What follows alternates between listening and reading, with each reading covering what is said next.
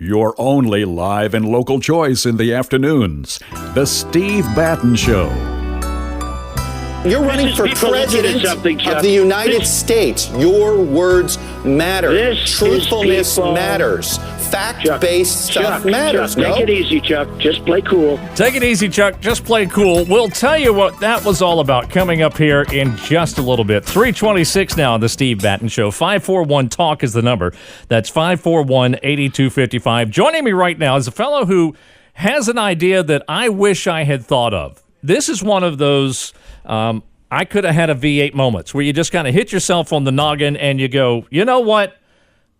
This is such a great idea. Wayne Allyn Root, entrepreneur, CEO, best-selling business author and speaker, small business defender, crusader for smaller government, lower taxes and fewer regulations. He is here with me to tell me where we should send all these Syrian refugees. Wayne, good afternoon, sir. Hey, Steve.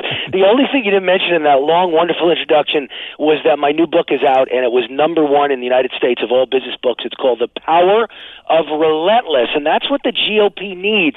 Candidates that are as relentlessly pro-America and America's citizens and voters as Obama is anti-America and anti-America's citizens and voters. He is relentless, and he is quite amazing. And the only guy I see that's even remotely as relentless as Obama in our favor is Donald Trump. But that's another story for another day. Let's talk about today's where we send the Syrian refugees. Well, see, I was going to talk about your book, but I ran out of breath. You have no idea how close I cut it to even being here today. So I got it. I know. It takes the whole segment just to introduce me. I know. So, Wayne, this is, I mean, when I read this, I was like, holy cow, why didn't I think of that? So this whole thing about Syrian refugees is driving me nuts. Ben Carson went to Jordan, some secret squirrel mission over the weekend to talk about the Syrian refugees, and he said, you could send them to Jordan, and part of my whole contention is, Wayne, I want to help those folks. I do. I have compassion for them. I feel for them, but that doesn't mean I want to bring them here so that the folks who are terrorists who are embedded with them, and ISIS already, correct me, didn't ISIS tell us they were going to do that, embed terrorists with the refugees? Well, actually, what they said is that there's over 4,000. ISIS said, not right. Wayne Root, not Steve, not Donald Trump, not the Republican Party. ISIS said there's over 4,000 Muslim terrorists, I should say radical Islamic terrorists, embedded in the refugees that are in Europe as we speak right now. 4,000 of them. Right. All you need is 1 or 2 ticking time bombs to bring your whole country to a halt, your whole economy to a halt. And how about this one? Do you remember when Ronald Reagan had this great saying, Steve? He said, when your neighbor loses their job, it's a recession. Yes. When you lose yours, it's a depression. That's correct. And so, when your neighbor gets killed in a terrorist attack or someone in Paris gets killed, it's bad. That's bad. But when your child gets killed, it's the end of your life. Yeah. Does anybody understand we're playing Russian roulette with our lives? That Barack Obama, here's a good way to put it. I haven't even gotten to the point in my commentary yet where we should send them. Right. But I got to get this out. So do you know before I became a politician and I won the Libertarian VP nomination and I became a Fox News guy and a political commentator, do you know what my background was prior to all that? I do, but go ahead. Yes, sir. #1 odds maker in Las Vegas. Is that right? Yes. Yeah. There's actually a 180-pound granite star in the sidewalk in Vegas, one of 70 people in history to ever get a star in Vegas, including Elvis and Liberace and me.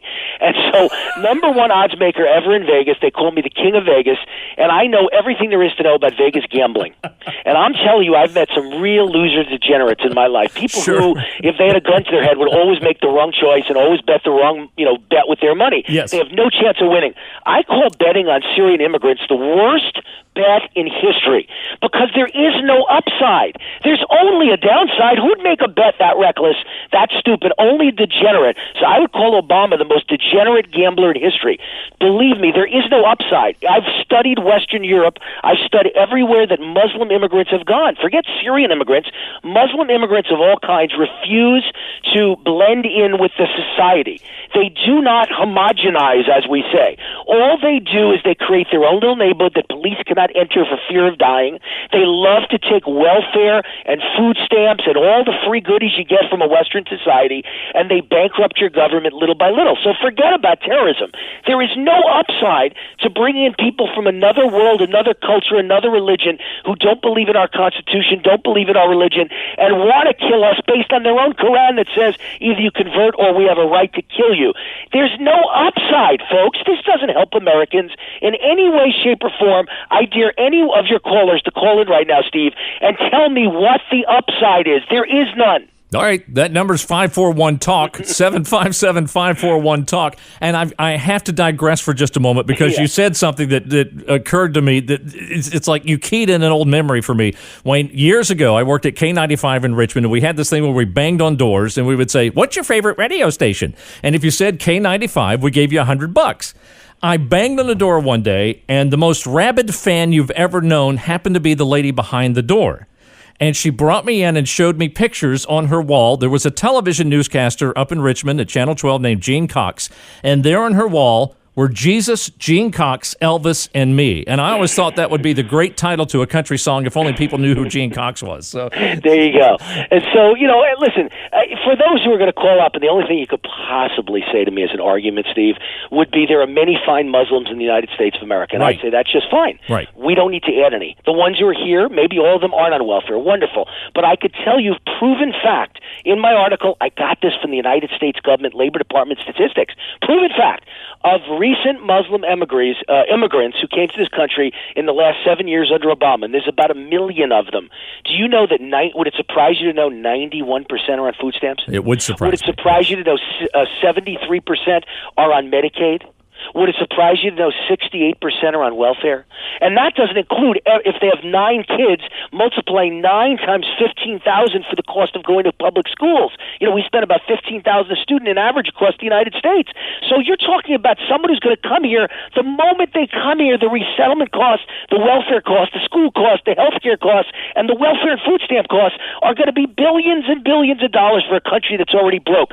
So totally separate from the issue of safety and terrorism, which makes this the worst bet of all time, if one of them is a ticking time bomb, is the issue that all of them collectively, nice as you may think they are going to bankrupt America because whatever it is in their culture, they think it's okay to be on welfare for the rest of all time in the Western country they come to. And again, Wayne, if you're like me and you want to help them, for every one person you can help by bringing them here, which again, I don't know why you want to do that because, the whole culture thing, you can help about 12 over there. Right. And so, again, I know the average liberal must hear this interview and immediately go, that guest, Allyn Root, must be a racist. He must be a hateful person. He must be an Islamophobe. No, I say the same thing about Muslims as I say about Mexicans, or I say about Central Americans, or I say about Austrians or Australians or Jews from Israel. I happen to be Jewish, by the way. If you want to come to my country and you have records that prove you've never committed a crime, you're not a terrible person, you're not a terrorist, and then I say come in as long as you never accept welfare, as long as you're here.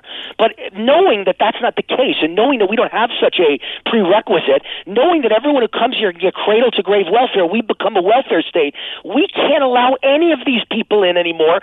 The way you let people in is you let them in the way Canada traditionally has.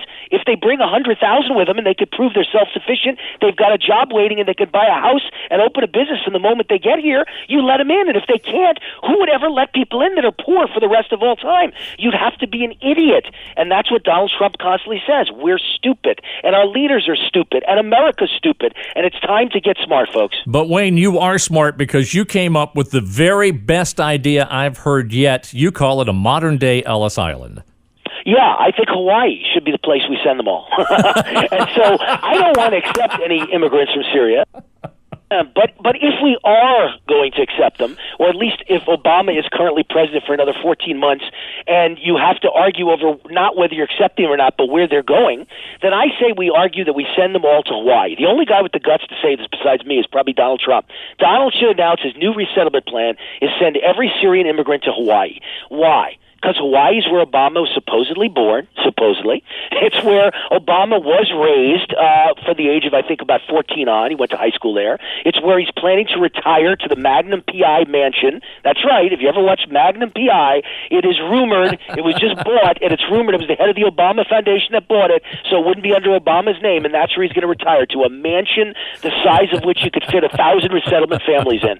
And he's going to live in Hawaii, and the whole Hawaii is Democrat, and they all adore Obama. Let's see if they believe in, what's it called, not in my backyard philosophy? Right. I'll bet you the people of Hawaii, as Democrat and as loving of Obama as they are, would go into an uproar at the idea of risking their tourism industry by bringing in tons of Syrian war zone refugees, who any one of whom could blow up a hotel in Hawaii and destroy the tourist trade forevermore. I guarantee you, Democrats in Hawaii who love Obama would protest and scream and drag this out and never allow them to be brought in, and they will show you what hypocrites they really are. Wayne Allyn Root, God bless you for what sounds to me like the perfect solution. I love it. Thank you, sir. Turn Hawaii into Ellis Island. Yeah, I love it. I absolutely love it. All right, sir. The book is The Power of Relentless. Congratulations on your success with that, and thank you for coming on the show. And Happy holidays, everyone. Yeah, same to you. Thank you. Bye-bye. All right, see you. Steve Batten. 541-TALK. What do you think of what Wayne Allyn Root said? 541-8255. Also on the way here in just a few moments. An Israeli minister, a major in the IDF Special Forces, says this. The first thing to understand is that terror can be defeated. My estimation is that a concerted effort, ISIS can be defeated within about 10 weeks. 10 weeks, he says. We'll tell you about that on the way. Freedom 1110. WKQA.